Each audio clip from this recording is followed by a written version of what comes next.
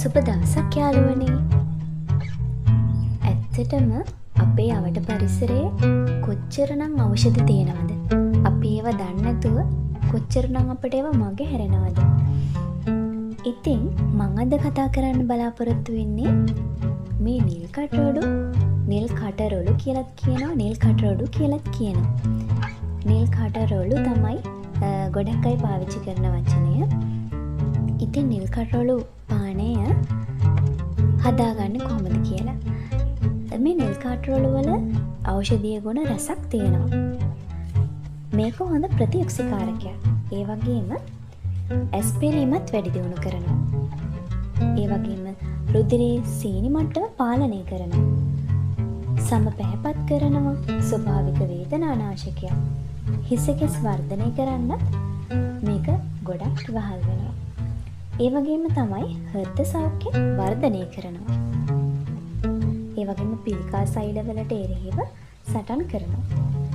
සිරුරේ උෂ්ණාධික බව අඩු කරන්නත් මේ නිල් කටරොළු පානය සහාය වෙනවා. ඉතින් අපි කොච්චරනම් බෙහෙත් ඒ වගේම පැණි බීම වර්ග වලට කෘත්‍රිම දේවල් වලට කොච්චර හොරු වෙලා තියෙනවද? ඒ සියල්ල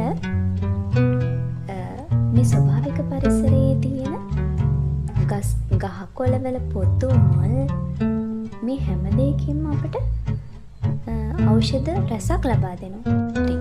ඉතින් අපි බලමු නිල් කටරොළු පානය හදාගන්නේ කොහොමද කියලා. මේකට නිල් කටරොළු මල් කිහිපයක්, සීනි, ලුණු, දෙහි තමන්ට අවශ්‍ය පමණට එක් කරගන්න ඕනේ.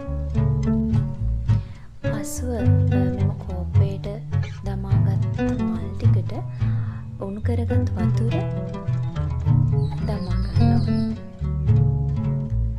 උණු වතුර දාගත්තට පසුව අපි මේ පිරිසියකින් වහන්න ඕනේ. මොකද මල්වල සාරය උණු වතුරට සම්පූර්ණයෙන්ම මිශ්‍ර වෙන්න ඕනේ. එනකොට මේ හොඳින් තැම්බී අවසන් මල්වල සාරය, මල්වල නිල් පාටේ වර්ණය, සාරය සියල්ල වතුරට උරාගෙන අවසන්. එම මල් අපි ඉන්පසුව ඉවත් කරන්න ඕනේ.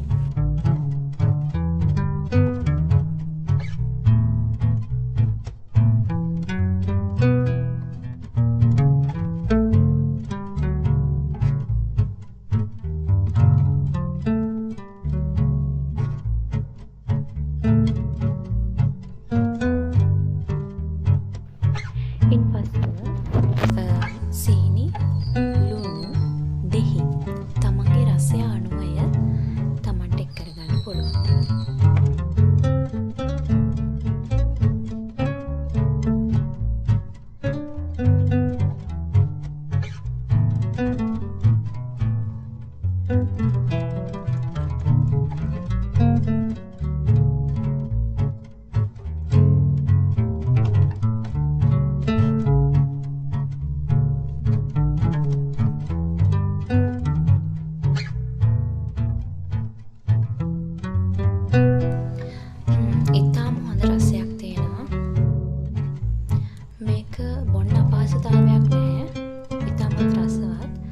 ඔයාලා හදලා බලන්න.